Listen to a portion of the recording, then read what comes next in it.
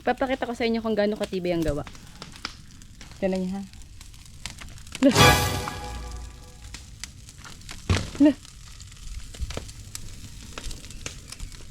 Oh no!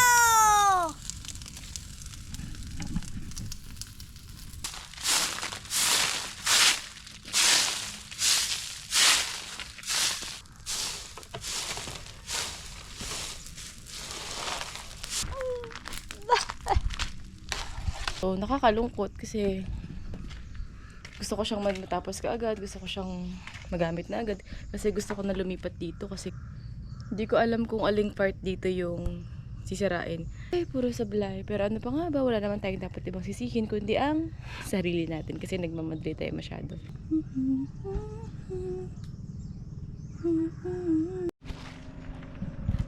Good morning mga kahanap.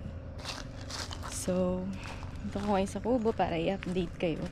At ngayong araw po ay araw ng Huwebes. Walang trabaho. Iniwanan ng trabahador itong ating pinapagawang bahay. So, as you can see naman ay magbubuhos na dapat dito ng biga. Magbibiga na dapat dito, magbubuhos na. Ito yung ginawa na una. Ako hindi naman talaga ako expert sa pag ganitong mga gawain. Pero sa tingin ko pa lang, ay, hindi na matibay yung pinapagawa kong bahay.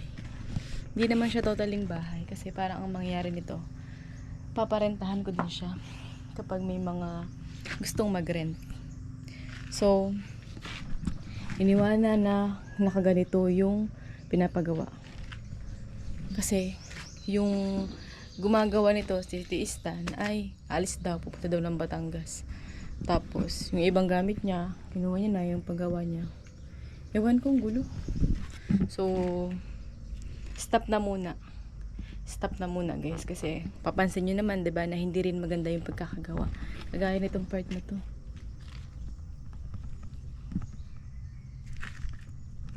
Grabe nauga. Alam niyo yung parang isang sipa ko lang ito gibaan na. Ito pa Umuga siya guys Tapos yung part na yan, grabe ang uga niyan.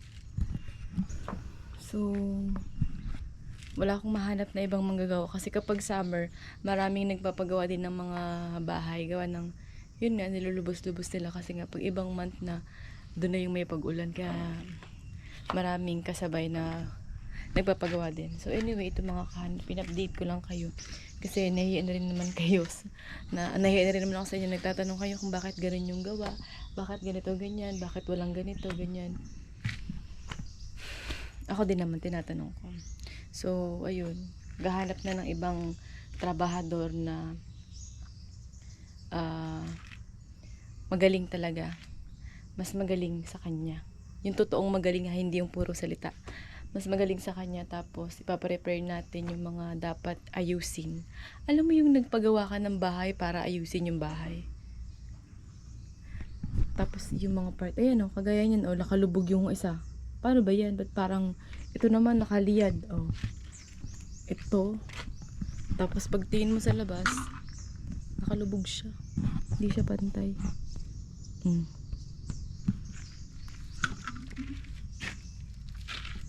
Hala, tatanggal ko siya. Alam mo yun, parang isang bagyo lang dito, wash out na. Anyway, hindi naman natin na-perfect ang mga bagay-bagay. So, dapat talaga yung mga bagay na gusto mo mangyari ay hindi mo rin minamadali minsan. Yun yung lesson na natutunan ko. Kasi sa kagustuhan kong mapaayos to, at kasi magsasummer na magtatag-init na, sayang yung mga pwedeng mag-rent. Ganito ang nangyari, puro sablay. Pero, malay nyo naman, maayos pa. So, iniwanan lang nila na nakaganito. Yung mga gamit nakatiwangwang, ayan. Yan, buti tinakloban yung yero. May yero yung semento kasi umuulan. 'Di ba? Sabog-sabog. So, magwawalis lang ako ng kaunti para naman maglinis-linis ng konti tingnan. Pero hindi ko pa siya totally dapat pakialaman kasi may mga wire na nakalagit dito. Tsaka baka may masunog ako mga gamit. Baka ito ay ano na. Ayoko nga pumunta dito kasi alam niyo, hindi naman ako expert sa paggagawa ng bahay. Pero parang pag tinitingnan ko yung ginawa, parang ito ba yun? Parang ito na ba yun? Tama ba yung ginagawa nila? Parang ganun. Magwawalis-walis lang tayo, masisilab ng konti.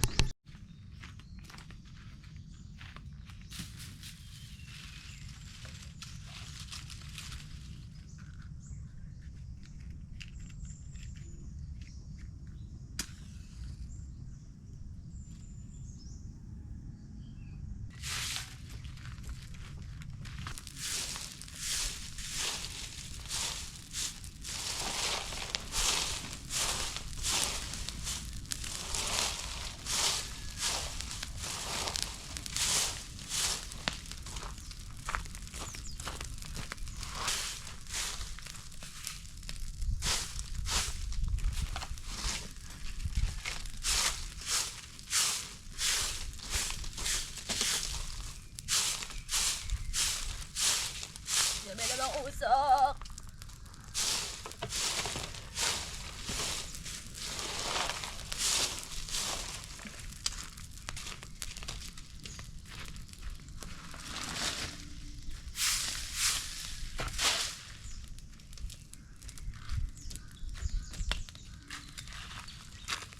Hindi na ako nakakita.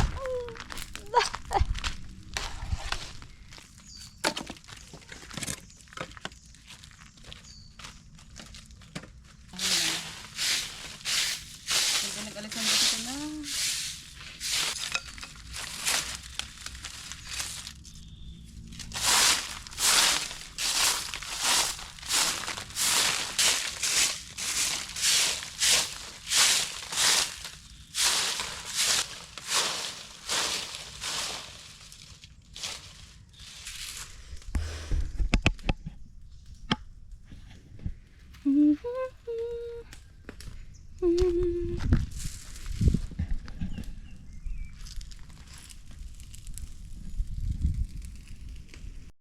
Papakita ko sa inyo kung gaano katibay ang gawa. Tignan niyo ha. Lah. Lah.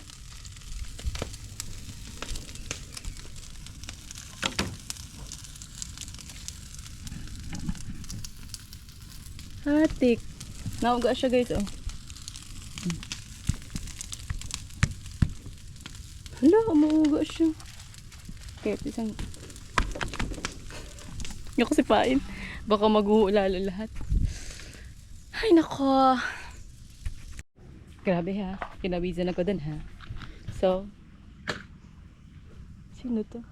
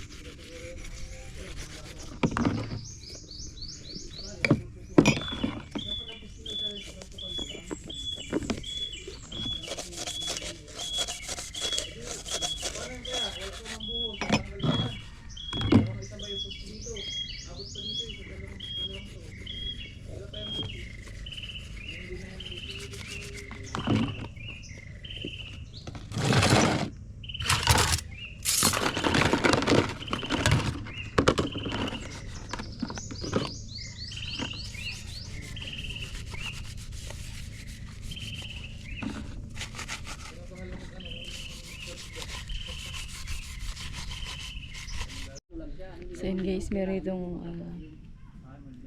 manggagawa na tumitingin. So, unang tingin, alam na agad na mali. So, siya yung gagawa na sa mga susunod. Sa akin, ganun lahat. Ako, So hindi pa daw siya makakapagawa para tali kasi madami siya ginagawa. Kasi magaling siya gumawa guys. Kaya naka-schedule. So yun mga kahanap, meron na pong nahanap na magaling at matino talaga gumawa. Yung totoong magaling na gumawa at hindi lang puro salita. Kasi magaling siyang gumawa guys, gawa ng lahat ng mga ginagawa niya ay magaganda, matitibay. Tsaka ano sila yung parang isang team kung gumagawa, full force. So basta yun, slabik para tumigit kasi unang tingin pa lang puro sablay na talaga lahat. 'Di ba yung kanina napanood nyo yung paghawak ko ng hollow block, as in tatanggalin yung hollow block at umuuga guys. So hindi pa naman siya magagawa agad, gawa ng marami nga nagpapagawa kay kuya. Parang nasa 4 ata pa yung gagawin niya. So isisingit lang yung sa kamkahanap.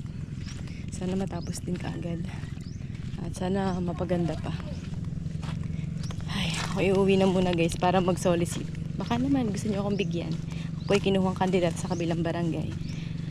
Alam niyo na masyadong maganda.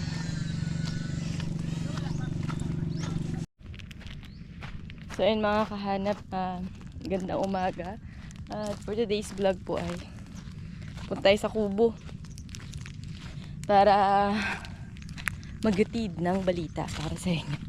Sa mga nagsasabi na hindi ako nagbabasa ng comment, puro lang ako vlog, nagkakamali kayo. Nagbabasa talaga ako ng comment. Sa katunayan ngayon, nahihiya na ako sa inyo eh. Kasi yung pinapagawang bahay ay sablay talaga. Sablay na sablay talaga guys. So sa kagustuhan ko din naman makatulong dun sa tao. Hindi naman ako binigyan ng tamang trabaho. Pero ganoon talaga ang buhay. Minsan kailangan nating magkamali at bigyan muna ng lesson ni Lord para matuto tayo. So gusto kong matapos agad to, gusto kong pagawa kasi magsa-summer. Ito naman yung naging resulta. Wala talagang nagiging magandang resulta kapag ang isang bagay ay minamadali. So ayun, nakahanap na po ako ng gagawa talaga ng bahay totally. Sabi nila okay naman daw yung gawa, kaso walang poste, basta hindi siya matibay. So ayun mga kahanap, yung yero naman po na ito lang. Wala kasing, hindi ko kasi alam kung saan ko ito ilalagay. Tsaka hindi ko siya kayang hakutin ng mag-isa. So nung nakaraan nagsilab ako dito. At ito na yung bahay guys. Yan pa din, wala pang nababago. So sabi nung nakausap ko na manggagawa ay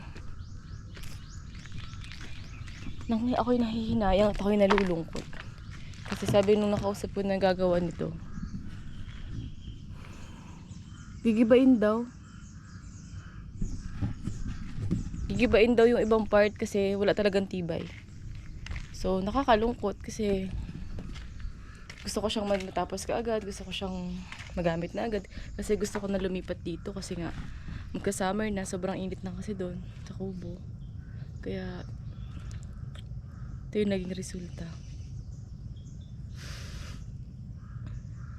Hindi ko alam kung aling part dito yung sisirain kasi wala daw kasi talagang tibay ito. Hindi pulido ang pagkakagawa, parang binasta lang, alam mo yun. Pero nyo naman hindi ka pa hindi dinidiinan, hinawakan ko lang yun. Isa pa, yung mga nabili ng hollow block at buhangin, ang pangit.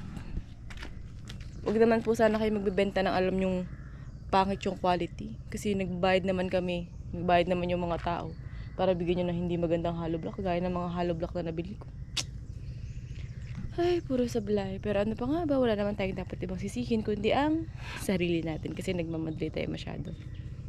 So ayan, di ko alam kung alin yung part Siguro magtatanggal daw po ng isang poste, gigibay niya isang poste. Ay, ako'y nalulungkot. Bale, sabi nung manggagawa, 4 na araw daw na magpuposte. Pagkatapos daw nun, magbububong na. Papatibayin daw muna to, tapos magbububong. Tapos magpapalitada na. Siguro 1 week daw lang po itong gagawin, mabilis lang daw. Sana maayos pa. Alam niyo yun, parang wala naman akong ganun kalaking pera. Para buti ka gumanda na yung pakaramdam ko. Ilang araw akong walang vlog, ilang araw akong walang live, walang update sa inyo kasi guys, masakit na naman yung tiyan ko. So every time na maglalakad ako, every time nakakain ako, sobrang sakit ng tiyan ko. Buti na lang nawala na siya. So iniiwasan ko naman talaga ang kape. Ang ginagawa ko na lang tuwing umaga ay umiinom ako ng warm water. So ito yung bahay na binubuo guys. At ko daw ay gigibain.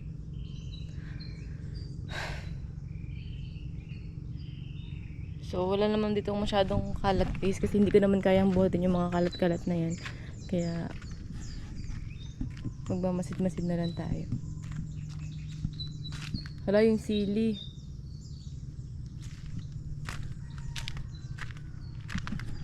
Ano mo, sobrang mahal na mga bilihin ngayon. Nagtaas na yung mga presyo ng lahat ng mga bilihin kasama ng pagtaas ng gasolina, ng krudo. Kaya kailangan na natin magtanim-tanim.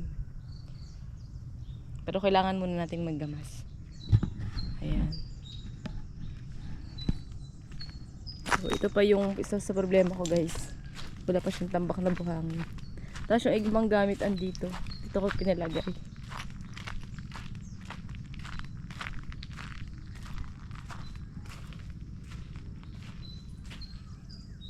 Ayan.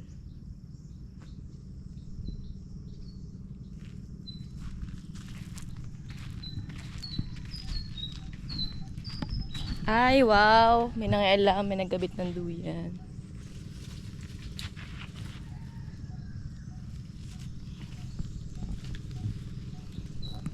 Diba? Chill-chill ka lang. Chill-chill ka lang. Tapos mapuputol yung kahoy.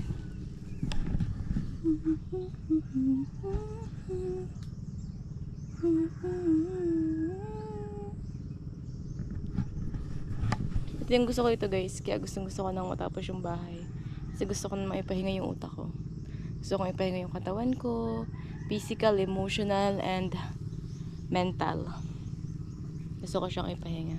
Alam mo yun, parang titingnan niyo naman ako, hindi ako napapagod, lagi ako masaya. Pero deep inside, nadidrain din ako guys. Kaya pagpasensyahan niyo na kung ang pangit-pangit ko today. Yan. Nagtatanong lang sa'yo, kapag kaya ibigin mo, kung maputi. Hindi ko pa siya totaling hindi ko pa siya totaling nililinis lahat kasi may mga bagay na hindi ko kayang buhatin, kagaya ng malalaking kawayan, mga kahoy, tapos maraming nakakalat na pa ako. So sabi ko, after na lang talaga na matapos talaga tong bahay kubo na to. Bahay na siya, hindi na siya kubo guys. Kasi alam ko in the future, nakikita ko yung sarili ko na dito na talaga ako titira. Kaya gusto ko siyang ipaayos. Gusto ko siyang mapaganda.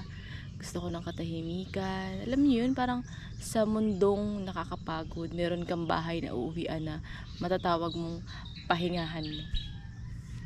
Tapos maririnig mo na yung huni ng mga ibon, ganon. Ayan. Masyado pang madamo, masyado pang makalat. Pero lilinisin natin to guys. Kasi alam niyo naman, 'di ba, nung nakaraang vlog may nakuhang ahas dito. So lalo na ngayon magtatag-init na naman. Kaya let's see.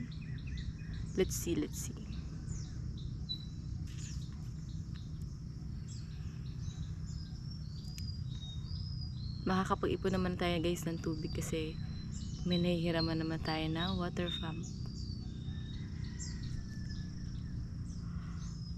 Ipunan na lang.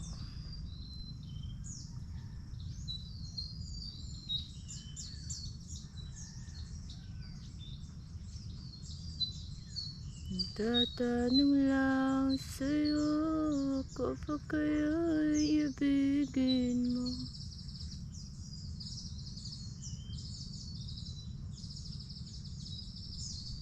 Alam niyo ba, yung manggagawa nito, hindi siya nakakaharap sa akin. Siguro nahihiya din siya. Or hindi ko lang siya talaga nakakausap. Nung mga time kasi na madami ako sinasabi sa kanya na bakit walang ganito, ganyan, ganyan. Wala siyang sinasabi sa akin kasi alam niya daw matibay, ganyan, ganyan. Sa mga nagkasabi na hindi ako nagbabasa ng comment, nagbabasa po ako ng comment. I'm just too shy to reply. Diba, English? Nahiya ako mag-reply sa inyo guys kasi masyado kayong perfect. Nahiya ako kung paano ko kayo i-approach. At dun sa nagsasabi na puro lang ako upload guys, ina-upload ko talaga kasi alam niyo yun, yung mga vlog ko kasi ina-upload ko talaga siya na may mga pagkakamali. Kasi ayoko maging too perfect sa paningin nyo, kaya masyado kong minamali-mali. So, mali talaga yung pagpapagawa ng bahay, alam ko naman. Sa kagustuhan ko nga lang talaga po na mapagtayo tong bahay na to kasi alam niyo yung pakaramdam na masasabi mo na sa'yo itong bahay na to kahit maliit, basta sa'yo, ikaw nagmamay-ari. Tsaka yung kubo naman sira na talaga. So, hayaan nyo na ako guys. Lesson learned na lang. Doon pa sa mga gustong tumulong, pwede nyo po ako i-message sa Facebook page ko, Hana Dalagang Probinsyana. Pwede po kayo mag-abot ng tulong. Kahit magkano pa yan. Diba, nag-solicit na ako sa inyo. So anyway, nag-solicit talaga ako guys. Kasi actually, pumunta kami ng bayan ng munisipyo. Kasi nga, kinuha akong kandidata sa ibang barangay. So, sobrang ganda ko ata. Charis lang. Kinuha akong kandidato ng tita ko. Actually, dapat tatanggi ako. Kaso, yung tita ko talaga makulit. Kung chinat niya ako, tatanggihan ko talaga siya. Pero pinuntahan niya ako guys dun sa seawall na nagtitinda ako. Sabi niya, Neng, ganyan, ganyan, ganyan, ganyan. So, wala akong choice. Kaya hindi tanggapin yung offer. So, kahit magkano na lang, yung malikom kong pera kasi para yung sa simbahan, ay yun na lang, 'di ba? So ayun. Tsaka meron pa akong guys isang offer, may nag-offer sa akin ng work dito po sa aming bayan sa LGU. Ragay LGU. So hindi ko siya tinanggap kasi ayokong maging magulo yung pamumuhay ko. Alam mo yun? Yung simpleng-simpleng pamumuhay mo lang, isa kang mabuting mamamayan dito sa inyong bayan ay magiging madadawit ka sa mga issue sa politics. So, ayaw ko nun guys. Gusto ko yung parang ako ay tawag nito, yung lang sa lahat, balance lang sa lahat. So, hindi ko siya, tinanggihan ko yung offer. So, okay sana may extra work, pero hindi sa ganung work. At ayun, naintindihan naman ako kasi hindi ko rin naman kasi siya maasikaso. Lalo malayo kami sa bayan. Tapos yung mga barangay na pupuntahan ko sobrang layo, 'di ba? As a woman, bilang isang babae, syempre ingatan ko din yung aking kaligtasan lalo na sa panahon ngayon. So anyway mga kahanap, saan na napunta tong mga usapan natin. Pero yung bahay talaga guys, pasensya na po dun sa mga nagko-comment dyan na hindi ko talaga kayo nire-replyan. Talaga ako nagre-reply guys, binabasa ko lang isa-isa. Binabasa ko naman talaga guys, hindi nila ako mag-reply. So, alam ko naman, kita ko naman yung pagkakamali. Kita ko naman talaga na hindi talaga matibay. Kasi, papanood nyo nga yung mga unang vlog ko. As in, ugain mo lang siya, uuga siya, di ba? Parang bibigay na siya. So, hayaan nyo na.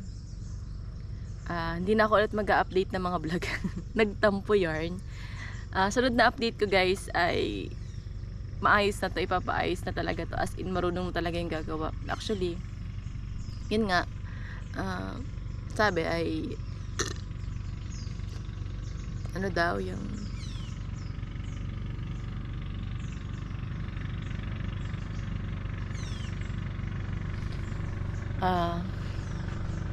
mataas yung labor, mataas yung hinihinging labor guys, malaki yung bayad kumpara dun sa labor nila. Pero pulido yung gawa. Sa T-Eastern kasi ang naging labor niya 600, tapos yung isa ay 500. So yung maggagawa naman ngayon ay parang 550 tsaka 650 ata. 750 ata. Basta ganun, parang 300 euro naging dagdag. Basta ganun. So, sabi ko naman, kahit siguro mahal, basta maayos lang to. Mahal! Kala mo marami siyang pera. Actually guys, hindi talaga ako nagagastos ngayon. Pinipigilan ko yung sarili ko na wag nang gumastos sa mga bagay na walang kwenta.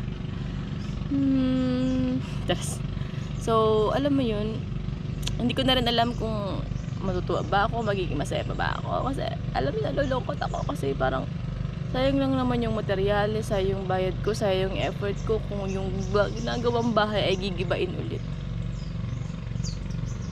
Alam mo, parang nawala yung tiwala ko dun sa isang tao na parang nire-respeto ko yung mga gawa niya kahit palya siya. Parang ganun yung pakaramdam. So, sabi niya kasi aalis siya, punta siya ng Batangas. Siguro iniwanan niya na lang talaga kasi alam niya sa sarili niya na mahuna yung pagkakagawa niya. Pero ano lang si Tiistan. Sa mga nagagalit kay Tisat, naiinis sa mali-mali niyang paggagawa, huwag na po kayo magalit kasi wala kayong karapatang magalit. Huwag po kayong mainis. Manood lang po kayo dyan. Huwag po kayong ma-stress kasi itong vlog ko ay para ipakita sa inyo yung mga pagkakamali. Hindi ko po ito in-upload para inisin kayo, para magalit kayo. Kaya kung naiinis kayo sa vlog ko, kung nai-stress kayo sa pinapagawa ko, guys, wag na lang kayo manood sa akin kasi baka magalit pa ang puso nyo. Hindi ko intensyon nyo na masaktan kayo, na mainis kayo sa akin, na mainis kayo dun sa gumagawa ng bahay. Pero maraming salamat sa panonood nyo sa hindi nyo pag-skip ng ads, sa pag-share ng aking mga vlog, sa pagtapos sa mga video ko. Thank you so much po. Pero sana po, wag na po kayong mainis sa akin. At ayun lang.